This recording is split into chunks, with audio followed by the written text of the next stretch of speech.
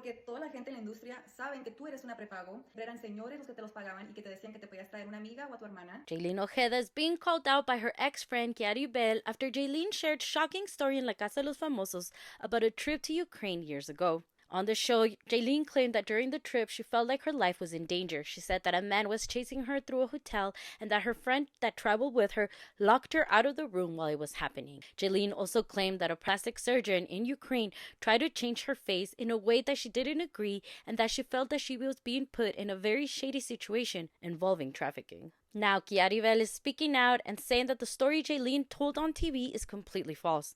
According to Bell, Jailyne is actually the one who planned the entire trip in Ukraine after finding a doctor who offered a free nose job in exchange for social media promotion.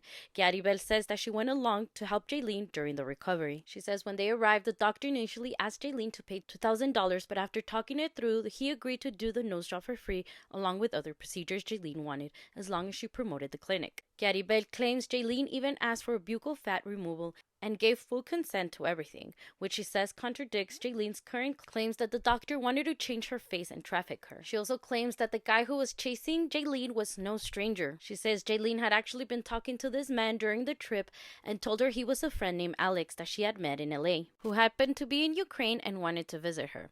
Bell says that she even asked Jailyne if the guy was safe, and Jailyne told her yes and mentioned that he even had a gift for her. The night the men arrived at the hotel with a friend and got a room at the same hotel as them.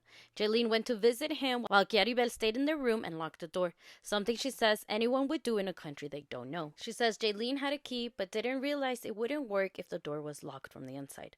Around 3 a.m., Bell says that Jailyne started messaging her to wake up and open the door. When she did, she saw Jailyne running down the hallway being chased by a man. She says Jailyne told her that she had been trying to leave his room for 3 hours and wouldn't let her go, and that he didn't recognize Jailyne at first because her face was covered in bandages. When she opened the door and the man was chasing Jailyne, he entered the room as well.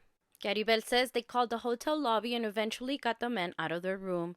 They said they were scared and contacted one of Jailyne's doctors in Ukraine and explained what happened. The next day, she says that the men came back sober and started knocking on the door calling Jailyne's name, but they didn't open the door. She says the doctor later arrived that morning and they reviewed the hotel security footage. According to Bell, the cameras showed Jailyne leaving the room, going to the men's room, staying there for about 3 hours, and then running back while he chased her in the hallway. She says because Jailyne had willingly gone into his room, there wasn't much the hotel room could do legally.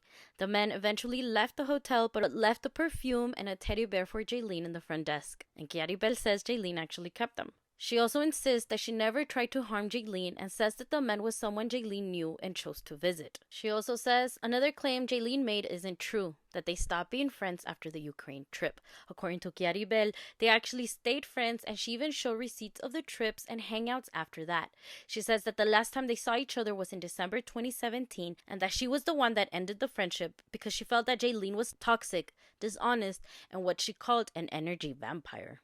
Damn. Bell says that the saddest part of this is that they were once close and that she even helped Jailyne through a serious depressive period. She also says that Jailyne has talked about the Ukraine trip before, but she stayed quiet as long as Jailyne didn't bring up her name into the story. But after hearing herself mentioned in La Casa de los Famosos, she decided to finally respond. Bell also addresses another clip from the show where Jailyne talked about her personal life and mentioned the father of her child, singer Adriel Favela, claiming he didn't acknowledge their son and calling her a 304. Bell says that those accusations could cause serious problems to her and insists that she's simply a hardworking single mom raising her child. She also claims that Adriel Favela's mother allegedly confirmed through a DNA test that the child is his.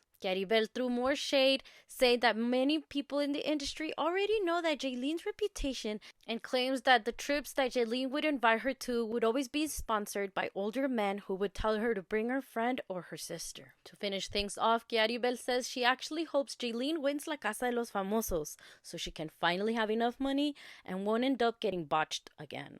The shade. I personally believe Bell because Jailyne is known to lie about her surgeries. I mean, till this day, she still hasn't admitted that she got a BBL. But what do you guys think? Are you guys team Jailyne? Are you guys team Bell? Did I say her name right? Anyways, let's talk about it in the comments.